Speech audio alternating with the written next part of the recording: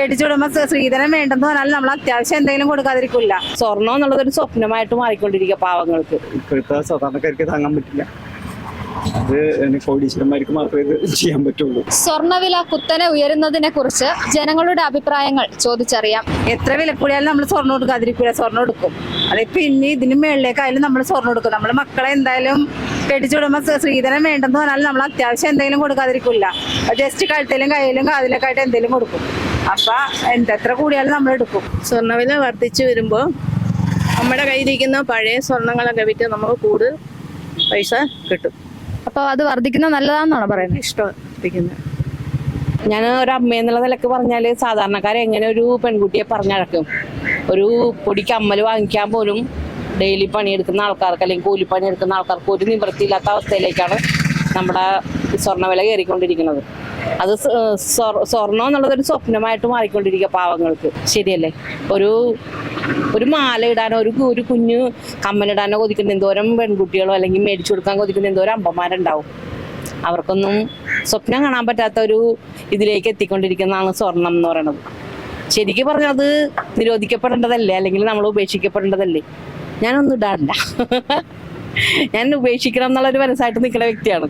കാരണം അതിലേക്ക് വരണം മനസ്സ്. സാധാരണക്കാർക്ക് ജീവിക്കണ്ടേ, നമുക്ക് ഭക്ഷണം കഴിക്കണം.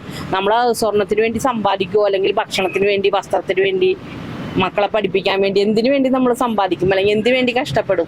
കൂലി എത്രയാണ് നമ്മൾക്ക് കിട്ടുന്നത്? വളരെ മോശവും വളരെ കുറവും. മാറേണ്ട സമയം കഴിഞ്ഞു. സ്വർണത്തിന്റെ വില കൂടിക്കഴിഞ്ഞാല് പിന്നെ സാധാരണക്കാർക്ക് അവരുടെ പെൺകുട്ടികൾക്ക് പിന്നെ യാതൊരുവിധ ഇത് ചെയ്യാൻ പറ്റില്ല. കാരണം സ്ത്രീധനം കൊടുക്കണം. അപ്പൊ സ്വർണം ചോദിക്കുന്ന സമയത്ത് അവർക്ക് അതിന്റെ പിന്നെ ബുദ്ധിമുട്ടുണ്ടാകും, ചെയ്യാൻ പറ്റില്ല. കാരണം ഒരു പെൺകുട്ടീനെ ഇറക്കി വിടുക എന്ന് പറഞ്ഞാൽ നടക്കാത്ത കാര്യമൊന്നുമില്ല അവർക്ക്. കാരണം എല്ലാവരും സ്വർണം ഇട്ടുണ്ടേ ഇറങ്ങാൻ പറ്റുള്ളൂ. അല്ലെങ്കിൽ ആ കുട്ടിക്ക് വീട്ടിൽ ചെല്ലുമ്പോഴത്തേക്കും അതിൻ്റെ ആയിട്ടുള്ള പ്രോബ്ലംസ്, ഹസ്ബൻഡിൻ്റെ വീട്ടിൽ അങ്ങനെ പ്രോബ്ലംസ് ഒക്കെ ഉണ്ടാവാറുണ്ട്. അപ്പൊ ഇതൊരു തടസ്സമാണ് ഇതിന്. ഈ വില കൂടുന്ന ഒരു കാരണം കൊണ്ടാണ് അങ്ങനെ സംഭവിക്കുന്നത്. ഇപ്പോഴത്തെ സാധാരണക്കാർക്ക് താങ്ങാൻ പറ്റില്ല. അത് കോടീശ്വരന്മാർക്ക് മാത്രമേ ഇത് ചെയ്യാൻ പറ്റുള്ളൂ. ഒരു പെൺകുട്ടിനെ ഇറക്കി വിടണമെങ്കിൽ അപ്പൊ ചോദിക്കുന്നത് അതല്ല, ചുരുങ്ങുന്നത് 25 പവനെങ്കിലും കൊടുക്കണമെന്നാണ്. അപ്പൊ എങ്ങനെ ഇരിക്കും? 50,000 രൂപ ഇപ്പൊ വിലയുണ്ട്. നടക്കാത്ത കാര്യമൊന്നും. കാരണം പെൺകുട്ടികൾക്ക് സ്വർണ്ണത്തിന് വില കുറഞ്ഞാൽ മതിയാവും. കുറഞ്ഞാലേ അതനുസരിച്ച് തീരെ കുറയാനും പോകണമെന്നില്ല. കാരണം അതിപ്പോ നടക്കാത്ത കാര്യം. കൂടിയതൊരിക്കലും പഴയ ഇതിലേക്ക് പോകില്ല. അപ്പൊ ആ ഒരു ഇപ്പോഴത്തെ ഇതിൽ തന്നെ അങ്ങനെ നിൽക്കും. പിന്നെ കഴിഞ്ഞാൽ എന്തെങ്കിലും ഒരു ചെറിയൊരു ഇളവുകളൊക്കെ ചെയ്യും അവര് പുറത്ത്. പിന്നെയും കൂട്ടി അതല്ല നമ്മുടെ ഇവിടെ നടന്നുകൊണ്ടിരിക്കുന്നത്. ഇപ്പൊ അത് ഇങ്ങനെ പോവുകയാണെന്നുണ്ടെങ്കിൽ സാധാരണക്കാർക്ക് പറ്റില്ല.